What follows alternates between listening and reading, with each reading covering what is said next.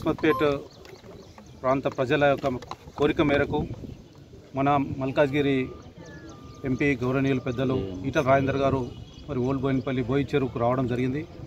అనేక సంవత్సరాలుగా నివాసం ఉంటున్న వాళ్లకు, పేద ప్రజలకు, మధ్యతరగతి ప్రజలకు మరి నోటీసులు ఇవ్వడం అనేది చాలా దురదృష్టకరమైన విషయం. మరి దాన్ని దృష్టిలో పెట్టుకొని వాళ్ళ కోరిక మేరకు అన్న రావడం జరిగింది. భారతీయ జనతా పార్టీ తరఫున కూడా 2000 సంవత్సరం నుంచి నరసింహన్న కూడా మన వెంబడి ఉన్నాడు. అప్పుడు ప్రతి చెరువు కూడా మనము ఆ రోజు కాపాడాలని చెప్పేసి ధర్నా చేయడం జరిగింది. ఎంఆర్ఓ మరి నిరాహార దీక్ష కూడా చేయడం జరిగింది. అనేక సార్లు కలెక్టర్ కూడా మొరపెట్టుకోవడం జరిగింది. కానీ ఎప్పుడు కూడా ఎవరు పట్టించుకోకపోవడం వల్ల పెద్ద బడాబాబులు వచ్చేసి ఇక్కడ మరి కబ్జా చేయడం జరిగింది. బడాబాబుల మీద చర్య తీసుకోవాలని చెప్పేసి మరి ఇక్కడ ఉన్న ప్రజల విన్నపం మేరకు మరి ఈటల రాజేందర్ గారు రావడం జరిగింది. వారికి మరి ఇప్పుడు వారు మాట్లాడుతున్నారు. అసలు జనరల్గా మీకు కొన్ని సెంటిమెంట్స్ ఉంటాయి ఊళ్ళల్లో. పబ్లిక్ చెప్పారు ఊరు పట్టు ఊరు పట్టు ఉడుము పట్టు అంటే తెలుసా? ఊరు పట్టు ఉడుము పట్టు. ఇప్పుడు ఇక్కడ ఉన్నారు చూసినా, వాళ్ళు ఏ కులమో తెలియదు, వాళ్ళు ఏ జిల్లా నుంచి వచ్చినో తెలియదు, వాళ్ళంతా కలిసిమెలిసి ఒక కుటుంబంలాగా జీవిస్తారు. అంటే నాకు తెలిసి ఈ అస్మత్పేట ఈ పక్కకు ఉన్న వాళ్ళందరికీ ఒక మమకారం ఉంటుంది. మాది అస్మత్పేట మా కథ అని. వాటి పుట్ట మీద ప్రేమ ఉంటుంది, నీకు తెలుసో తెలియదు. ఓ చెట్టు మీద ప్రేమ ఉంటుందండి, మనిషికి అనుబంధం ఉంటుంది. నువ్వు అనబడితే విట్టు అక్కడ దమ్ముందా?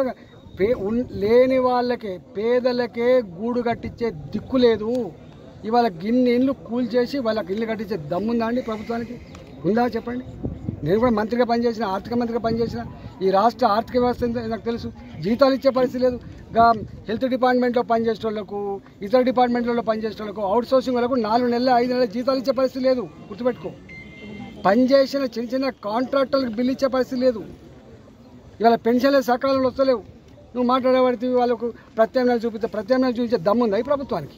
ఎన్ని వేల ఇల్లు కూడా కొడతావు? ఎంతమందిని డిస్ప్లేస్ చేస్తావు చెప్పండి. ఇవాళ నేను ఏదో చూసిన వార్త, మూసీ నది పక్క పంటి 25,000 కుటుంబాలను డిస్ప్లేస్మెంట్ కట్టమని చెప్పి ఫస్ట్ 25,000 మంది కట్టేయమని చెప్పండి ఫస్ట్. కొన్ని లక్షల కుటుంబాలు ఉంటాయి, ఇట్లా ఒక్క దగ్గర కాదు, లక్షల కుటుంబాలు ఉంటాయి ఇక్కడ. సార్, ఇప్పుడు గత 10 ఏళ్లలో బీఆర్ఎస్ గవర్నమెంట్ ఉన్నప్పుడే ఎంక్రోచ్మెంట్స్ ఎక్కువైనాయని అనుకున్నాను. నేను ఏమంటున్నా, ఒకటి ఎంక్రోచ్మెంట్ జరిగినప్పుడు సరే, రాజకీయ నాయకులకు స్వార్థం ఉంటుంది. నీ ఐఏఎస్కి ఏం స్వార్థం ఉంటుందా? నీ జిహెచ్ఎంసీకి ఏం స్వార్థం ఉంటుంది? ఏం చదువుకున్నట్టు? ఇవాళ ముద్దం నరసింహ గారు ఉన్నారు, 5 ఏళ్ళు కార్పొరేటరు, మళ్ళీ దీవిస్తే మళ్ళీ 5 ఏళ్ళు వస్తారు, లేకపోతే లేదు.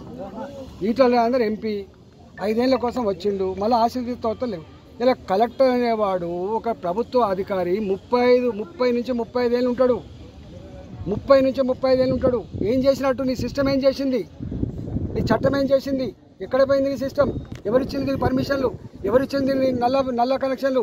ఎవరిచ్చింది దీని కరెంటు కనెక్షన్లు? చెప్పండి. ఏ పైసలతో వేసింది సిమెంట్ రోడ్ ఇక్కడ?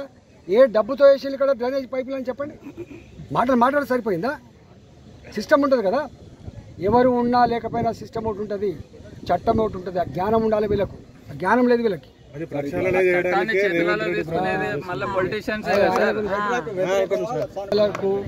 పేదల భూములు గుంజుకున్నా, పేదలకు ఇబ్బంది కలిగించినా, పేదల కన్నీళ్ళు చూసినా దాని వ్యతిరేకమైన గుర్తుపెట్టు. ఎన్ని రోజుల క్రితం ఉందా ఎఫ్టీఎల్? ఈయన ముఖ్యమంత్రి కొత్తగా వచ్చిందా? కాంగ్రెస్ పార్టీ కొత్తగా పుట్టినా? మీరు భలే మాట్లాడుతున్నారు. 100 సంవత్సరాల చరిత్ర కలిగిన పార్టీ కాంగ్రెస్ పార్టీ, గుర్తుపెట్టుకో. 45 సంవత్సరాలు ఈ రాష్ట్రాన్ని పాలించే కాంగ్రెస్ పార్టీ. అందుకనే ఇష్యూ ఎప్పుడు కూడా చట్టం ఉన్నవాని చుట్టమైందని చెప్పి అంటారు వాళ్ళు. నేను అంటలేను. పేదోళ్ళ బతుకులు గింతే బిడ్డ, మమ్మల్ని మెట్లు కూడా ఎవడు ఎక్కనియాడు. మా కన్నీళ్ళ గురించి, మా పేదరికం చూసి మాడు అసహించుకుంటాడు, కానీ ఉన్నోడు మాత్రం పైరే చేసుకొని పోతాడు బిడ్డ అంటారు వాళ్ళు. అందుకనే చట్టం ఉన్నవాని చుట్టం కావద్దని మేము అంటున్నాం. అంటే మీ మాటకు అర్థం ఏంటంటే బహుళంతస్తులు బఫర్ జోన్లో కట్టుకున్న వాళ్ళు పైరవీలు చేసుకుంటున్నారు, వీళ్ళు పేదవాళ్ళు కాబట్టి చేసుకోలేకపోతున్నారు అనేది అంటారు. పైరవి చేసుకున్నాడు కూడా నువ్వు కూల కొట్టరాదు వాడంతా అంటాడు. నీకు దమ్ముంటే కూల కొట్టి పైరవి చేసుకున్నాడు. నేను అంటున్న వల్ల పేదవాళ్ళు 40-50 గజాలు వాక్ సాగర్ చెరువు ఉంది. 632 మందికి ఆనాటి ప్రభుత్వం పట్టా ఇచ్చింది. ప్రభుత్వం ఇచ్చింది, కట్టుకున్నారు వాళ్ళు. ఇవాళ వచ్చి నువ్వు బఫర్ జోన్ ఉంది, బఫర్ జోన్లో ఉంది, ఎఫ్టీఎల్ ఉంది అని ఎట్లా అంటావు? ఆయన ముఖ్యమంత్రి ఏం చేసినట్టు? కట్టుకున్న వాళ్ళు ఎవరు? వాళ్ళు 60 గజాలు ఎవరుంటారు చెప్పు? నేను ఉంటాను 60 గజాలు చెప్పవు. నరసింహ ఉంటాడు 60 గజాలు. కడుబీదరికంలో ఉన్న వాళ్ళు ఉంటారు బాయ్ సాబ్. ఈ మురికి కూపంలో ఎవరు ఉంటారు బాయ్ సాబ్? దిక్కు లేని వాళ్ళు, పేదలు ఉంటారు బాయ్ సాబ్.